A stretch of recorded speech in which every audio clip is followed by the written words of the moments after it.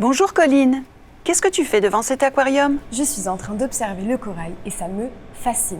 C'est fou de se dire qu'il y a des milliers d'animaux dans cet aquarium. Comment ça, des milliers d'animaux? Je n'en vois pas autant, moi. Allez, viens, je vais t'expliquer tout ça.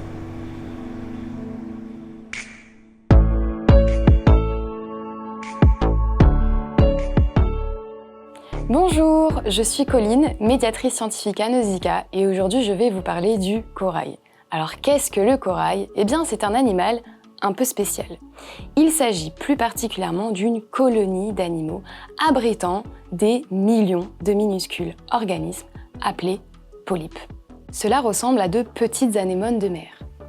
Mais ce polype si petit, comment fait-il pour se nourrir?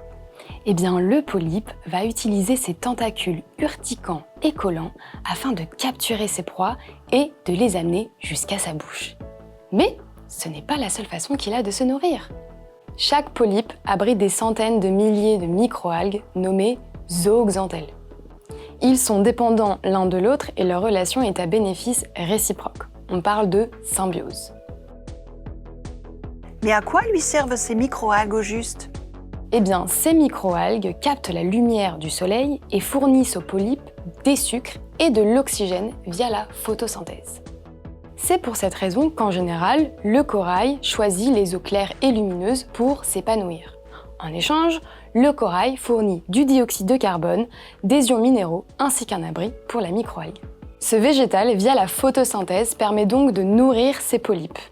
Et il donne au corail ses couleurs. Je crois que j'ai tout compris. Les coraux, ce sont des sortes de buissons qui vivent dans l'eau avec une algue. Ah non, je t'arrête tout de suite. Il existe bien plus de coraux que tu ne l'imagines. Les coraux durs, par exemple, fabriquent leur propre squelette calcaire qui persistera dans l'environnement après leur mort. Il existe aussi d'autres coraux qui se développent dans les eaux froides et profondes sans même être associés à des microalgues symbiotiques. Bon, j'en dis pas plus, on en parlera un peu plus tard. Ah, mais je comprends mieux, c'est beaucoup plus clair.